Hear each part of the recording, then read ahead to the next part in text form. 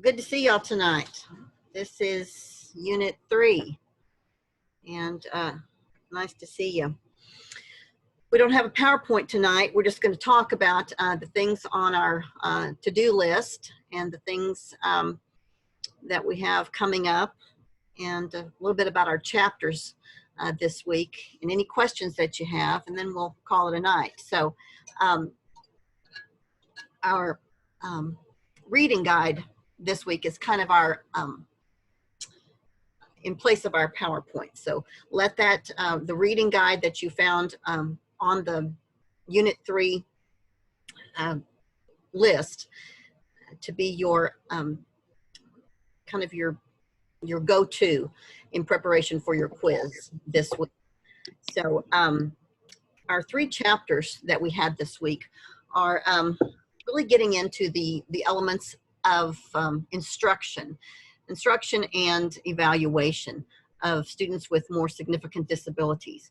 And chapter 7, you find that a lot of attention is given to the way we instruct students with significant disabilities.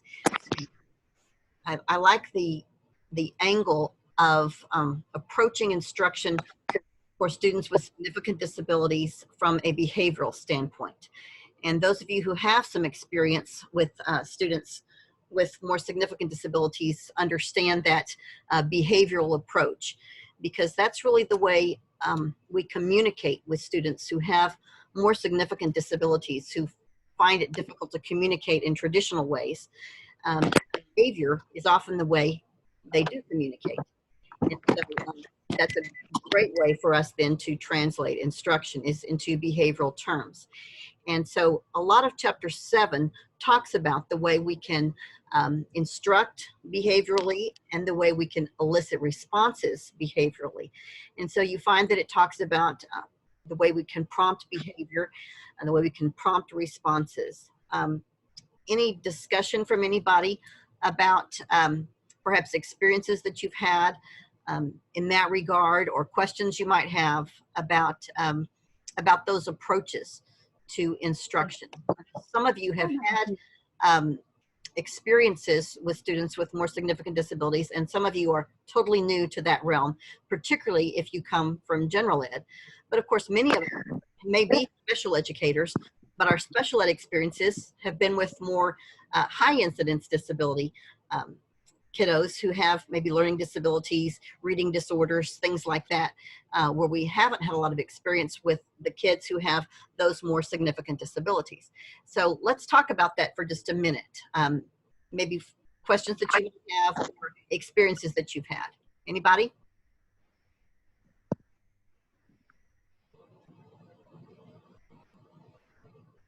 Anybody? Well, Rebecca, I'm going to call on you. Because I know you've had some experiences with students with more significant disabilities. Do you find that behavioral approach to be a good one, a true one? What do you think? I would agree with that, only because I feel like that's what we're more teaching towards. I don't want to use that word teaching towards that behavior, but working on those skills of that behavior. Okay. Anybody else have any questions or concerns about things you may have read in chapter 7? If you've had a chance to go through it all yet, you may not have had a chance to peruse it in great length yet. It's midweek, so I know it's hard to get through all 3 chapters before Wednesday, but I hope you've had a chance to look at it a little bit. Anybody? Nicole, you may have spent all weekend on your comps, is that right? I can't hear you. You're muted. Yeah, this weekend I'm finishing up one of my other classes, but pretty much, yeah, that's it. That's pretty much, yeah, so I haven't looked at chapter 7 in too much detail yet. Okay. And that may be true of a number of you. If we move on to chapter 8, it talks about generalizing the things that students learn into other environments. And that's critical for students with more significant disabilities.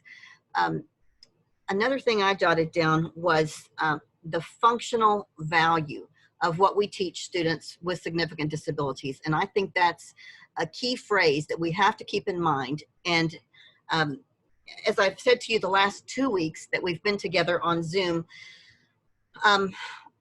all of you, if you're not a teacher currently, you're either becoming a master, you're becoming a master teacher, or you are working your way out of the classroom. That's what a master's program does for you. And so you're either already out of the classroom, or you are working your way to become a master teacher in the classroom, or you're working your way out of the classroom to another position where you will help instruct teachers.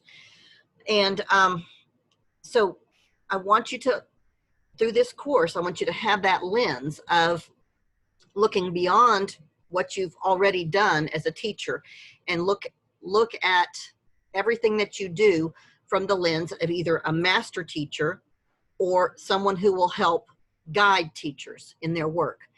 And so a phrase that you need to adopt is functional value. What is the functional value of whatever the student is going to be learning? And so when you sit down, either as that master teacher of students with severe disabilities, or as someone who's going to help that person who has students who have significant disabilities, you might do that as an administrator. You might be the supervisor or the coordinator. You might be the instructional specialist. You might be an educational diagnostician who is helping to write goals, helping parents to understand what's going on with their student. Maybe you're helping the teacher to understand how to write more appropriate goals for that student. Maybe you're helping the whole art committee understand how to shift goal setting for a student. And a phrase that you need to have at the tip of your tongue as part of your vocabulary is functional value. What is the functional value of what we're putting in this IEP for this student? And so how do we apply that? What does that really mean? Well, we want everything that's in that IEP to be something that the student can use beyond the four walls of the classroom where they're working, or the community setting where the child is working today. We want that goal to be something that's transferable, something that the student can use, because a student who has a significant disability needs every single thing we can give them to have that functional value. We don't want to waste one single minute on things that don't have value. So we have to ask ourselves, we're spending time with, what's the goal we're working on? Well, is it teaching the student colors? So what's the value of teaching a student colors? Let's say the student is 15 and they have a significant disability. Their cognitive functioning is very low. Their ability to respond is very low. Okay, do we need to be working on colors? And this is a valid question. Do we need to work on colors? Let's talk about it. What do y'all think? I think colors could be useful in giving them an ability to respond to choices, like teaching them the red and green for, being able to choose yes and no. So maybe not all colors, but at least, introducing those so they do have the options to respond. I think that's a great response. And that's Andrea that was talking, right? Yes, ma'am. Okay, I think that's a great response. I think there is value in teaching colors at some level to all students. Now, whether we need to teach every color in the rainbow to every student, I question that. At a higher level, if students are about to graduate, do we need to still be pounding away on all of the colors? I have some question about that, but I think you make an excellent point about the value of teaching colors to students with significant disabilities. It may be a way to teach choices. It may also be a way to recognize whether or not we can cross the street on the yellow, the green, or the red light. So there is some value in teaching colors to all students. We don't want to limit that to the primary students or the pre-K students. We want to find the value, but is it functional? So there's an example of that functional value of the goal and how we can help explain that to parents. Now, family members are the ones who I'm most concerned usually about needing that knowledge. Most teachers, I would hope, would know that. But unfortunately, not every teacher does. I think we have a number of teachers. We have teachers in both the special ed setting and the general ed setting who don't understand that concept.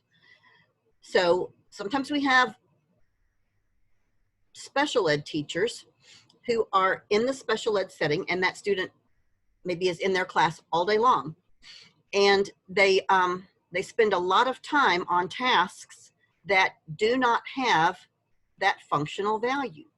Now, some of you may have spent some time in a special ed classroom and seen that.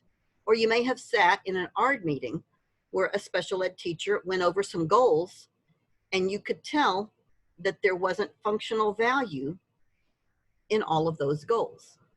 Anybody ever had an experience like that? Where maybe we're pounding away at a goal that really isn't useful for a student.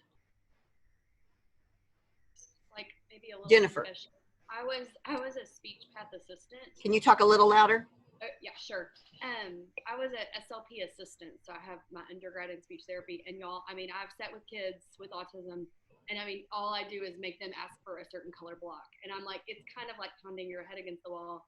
And if that can help add some verbalizations, but as far as the functional value, you know, it was just sitting at the table with me. There was no generalization progress over that. And that really isn't the point. I mean, and obviously generalization is especially difficult for that population. I mean, we could set the antecedents, we could set all the reinforcement, and it still didn't create that function that we needed. So yeah, I mean, I was definitely learning. I was still pretty young.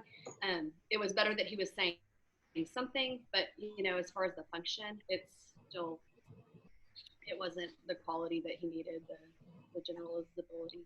I'm so glad you brought that up. And I had forgotten that you had that speech background. So Jennifer's been an SLP assistant, right? Are you full on SLP or just SLP assistant? I'm just an assistant. Okay. So, and I'm dyslexia and I've done gen ed. Yeah. Right.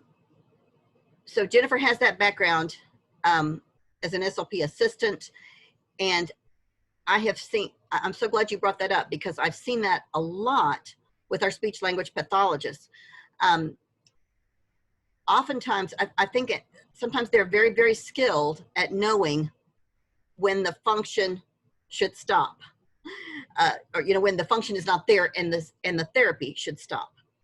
Sometimes SLPs are on the other end of that spectrum, and students on the Zoom right now who have had me for other classes will know that I talk about bleeding hearts, and we have some bleeding hearts in our profession who will go the extra mile, 100th mile, 1000th mile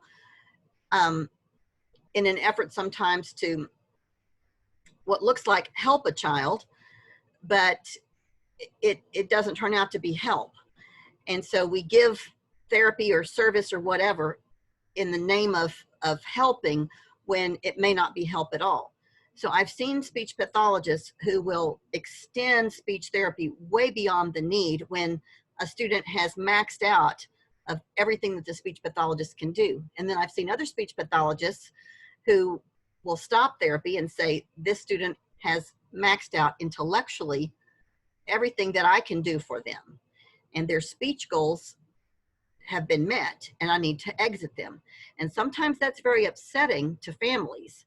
And they say, you need to keep giving speech therapy. My child still has a speech problem. And the speech therapist will say, your child is always going to have a speech problem because cognitively they've reached the highest level that they can with therapy. And that's an issue that some parents have a very hard time grasping. It's difficult for a speech pathologist to explain that to a family if the child still can't communicate orally. That's where I think we have to be real careful about explaining the realism of goals.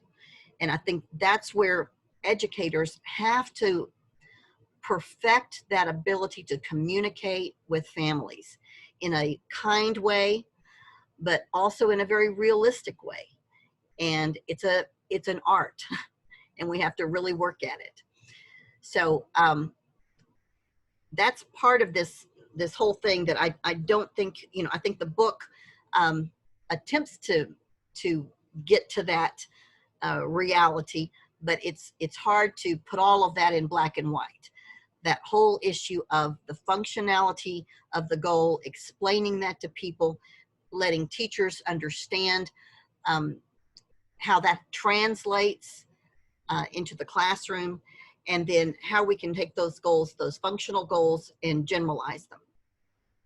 So this kind of speaks to, and Jennifer, I'm gonna kind of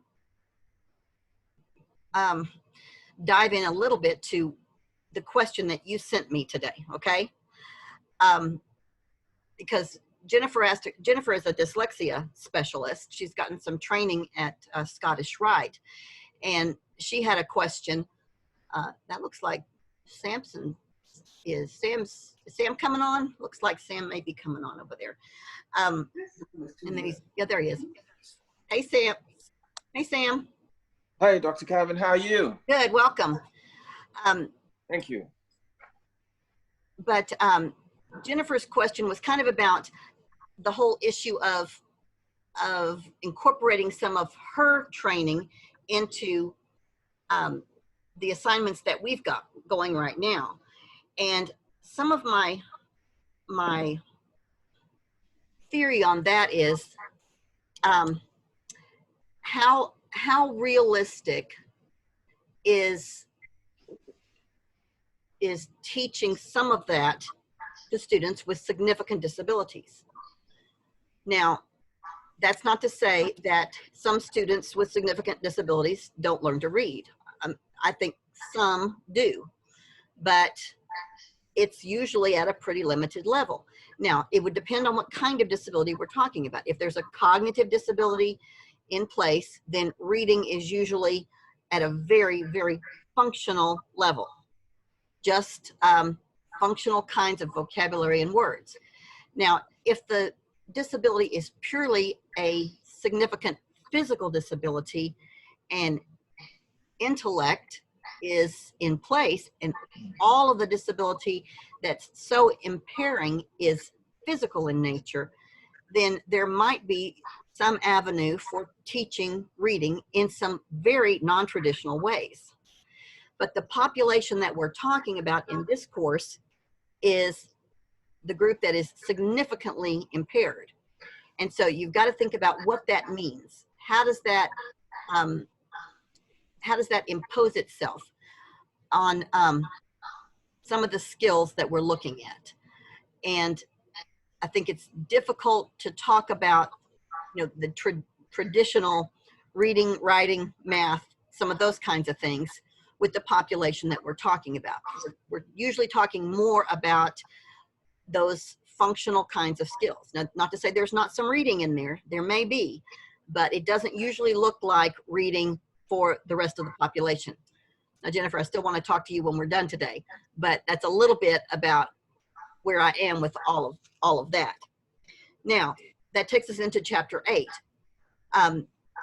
Now, let me stop for a second. Sam, we've talked a little bit about chapter 7 and how it applies to students with significant disabilities. And do you have much, I can't remember how much experience you have with students with significant disabilities. Do you have much?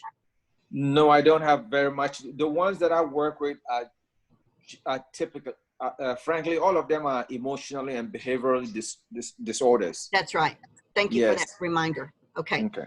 Then I'm not gonna probe you too much with questions here. Chapter 8 then talks more about the generalization of the skills that we have taught, and bringing the things that we have learned, that we have worked with the student, into a broader realm. And how do we generalize skills? And so that chapter looks a lot at generalization strategies. And how do we help students not only generalize, but hang on to those skills after we generalize them to other environments. Chapter 9 I want to talk about in a little more detail, and that's the chapter about assessment and evaluation. And that's one of the things that we introduced on our discussion board this week, and I hope you've all had an opportunity to look a little bit at the discussion board. Let's throw that out for just a minute. What do you think about assessing students with significant disabilities? Anybody have any thoughts? From what I've seen on the discussion board, I feel like we're all on the same page, that we do not feel that standardized assessments benefit our students with severe disabilities. But I've noticed that a lot of us do also agree on the formative assessments and the authentic assessments. I know I mentioned that I'm a huge advocate of those, even when I taught gen ed and now in my life skills class. I just feel that both of the formative and authentic assessments, I mean, you can use those anywhere, you can use those anytime, and you don't have to make it feel like those students know that you're testing them. And so you don't see that anxiety. You don't see where they're truly going to struggle because they're worried about what you're thinking or what you're going to be doing. But it's just, I know it's weird to say you love assessments, but I love formative and authentic assessments, just that you can truly pinpoint where those students are struggling and what skills need to be retaught. I like that. Anybody else?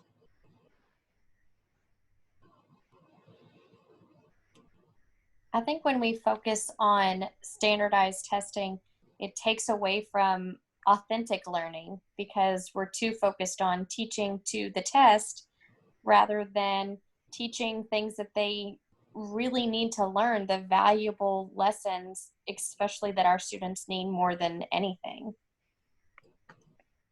I agree. Great statements there. Well, I think there is a way to assess students who have significant disabilities. I do think it requires some creativity, and it's certainly challenging. But I think some of the authentic assessments that are out there, some that were described in the videos that you saw, can make understanding the progress of students who have significant disabilities much more real than perhaps some of the things that the state mandates. And so I would love to see our state develop a little bit more in their understanding of students with significant disabilities. I've always had a problem with that whole 1%, 2% business that TEA has imposed on schools. I think it's kind of a misunderstanding of disability populations, because assigning that percentage to school districts and saying you can have, this percent that don't count against you, that can be assessed with these other measures without it counting against you, statistically is a misunderstanding of our populations. Statistically, about 2% or so should be intellectually impaired. 2 to 3% should be intellectually impaired. And most students who are intellectually impaired should not perform well on a standardized assessment. But then our significant population is a part of that. And then you've got a lot of other kids who are not going to be successful on a test, and for a lot of other reasons. And so I don't think that the rule makers necessarily understand the statistical boundaries of the population that we serve in special education. Well, I know they don't. And I know I've told this story to a lot of students along the way, so some of you may have heard it before, but back in a little after 2004, maybe late 2004, 2005, after IDEA was first ratified, I was in Washington, D.C. with a group that was there to do some, I don't know if you'd call it lobbying, I guess it was lobbying with our lawmakers about the regulations that were going to come out after that. And I was quite stunned when our group sat down with some of the people who had helped to write the law. And they were the legislative aides and assistants for the senators and congressmen who were responsible for the law. The senators and the congressmen don't write the law. The legislative aides and assistants write the law. And then the congressmen are responsible for taking it in and presenting it to the rest of the Senate and Congress. And the people who wrote the law are the ones who sat down with our group and talked about it. And they were young people, mostly young men, who were interning and fresh out, and maybe just post-interning, fresh out of mostly Ivy League schools. Everybody was very, well, they all looked very much the same. They all looked very much the same. They all looked very, for lack of a better term, frat boyish. Do you know what I mean when I say frat boyish? Everybody was white. Everybody was wearing a suit. Everybody was very clean cut. Everybody looked the same. And they all looked like they had probably attended fancy Ivy League colleges, and then before that, probably expensive private schools. No one looked like they had attended a public school where kids with disabilities go to school. And so they gave us an opportunity to ask some questions of those young people who had helped to draft the law. And I said, actually, it wasn't IDEA, it was NCLB, No Child Left Behind. No Child Left Behind is the provision that has that in it. No Child Left Behind. And I said, what about, this was also the law that said that all kids would read by 3rd grade. Do you remember that? All kids would read by 3rd grade. All kids would read by 3rd grade. I mean, who says that? Who says all about anything, you know?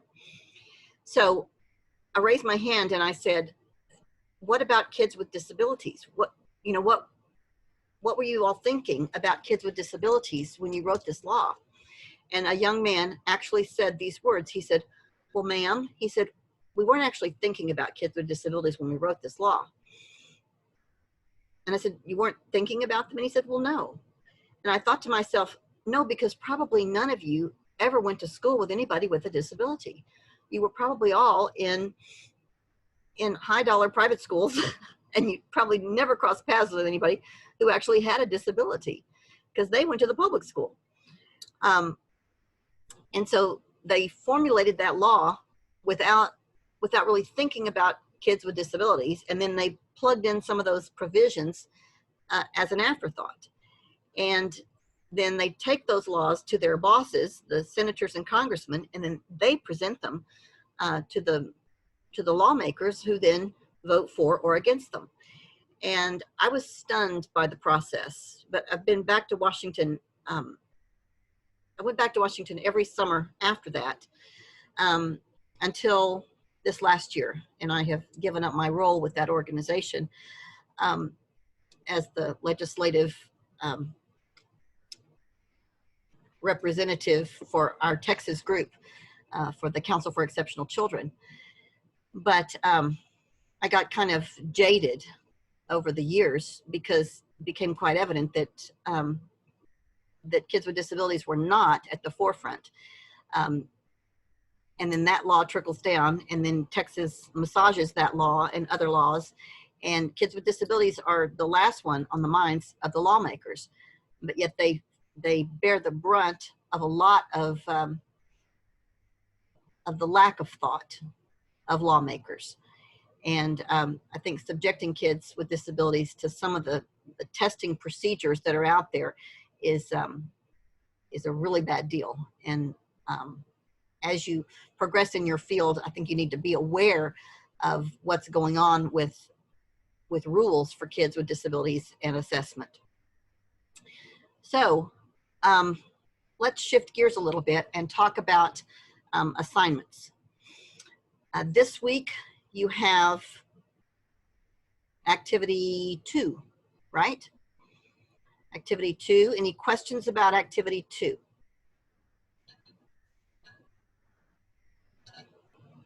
You have choice assignment due next week, I think. I will open that up for you. You need to make your decision about your choice assignment.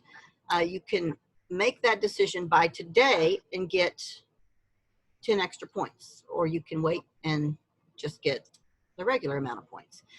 But you need to have a decision made one way or the other by next week, okay? But if you make your decision by the end of today, you get the 10 extra points. For activity 2, how long does the paper need to be? I think it says 1 to 2 pages. Is that right? That is correct. Yeah, 1 to 2 pages. Okay. Yes. Dr. Kevin, is it Yes. supposed to look like the example, on page 153 where it has the task analysis? Can we write it similar to that? You can write it very similar to that. I'm not real picky about form. I'm a lot more interested in content than style. So you pick the style that works for you. So we don't need like a title page or anything like that. You don't have to do that. Okay. No, I'm much more interested in content than style. Okay. Dr. Carbon, and on the choice assignment, do we pick a topic and communicate that to you? You pick either choice A or B and communicate that to me in an email. Okay, and you're going to post that tonight? Just send it to me in an email, okay? Okay, so give you 2 topics. Oh, you don't have to tell me the topic. You can just tell me choice A or B. If you're going with A or B. Okay. Okay? You don't have to be super specific. Okay. Okay. Now, what I'm asking, Doc, is do we, since it's a choice topic, do I have 2 topics and I tell you I'm picking one of the 2? You tell me Or A or B? You're going to tell me you're going to go with A or B. Okay. Okay? The choices are in the module for you. If you look at the module, it says choice assignment, and then it tells you the 2 choices that you can choose from. And there's a description of each one. Okay? Oh, got it. Excellent. Yeah. Cool. Thank you. Under Unit 3. That should all be under Unit 3.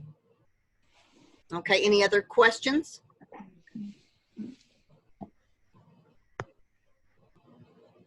Okay. If not, then I think we'll sign off. And Jennifer, you want to stay on for a few minutes? Okay, we will end the recording and I'll say bye to everybody except for Jennifer. And y'all have a happy and safe July 4th. And be careful, wear your mask, stay safe and healthy, okay? All right. And I'll see you next week. Thank you. All right, bye folks. Bye. Bye. Thank you. The quiz will open later tonight. Okay. Okay, bye-bye. Okay. Oh, that's not what I want to do. Hang on. I need to stop recording.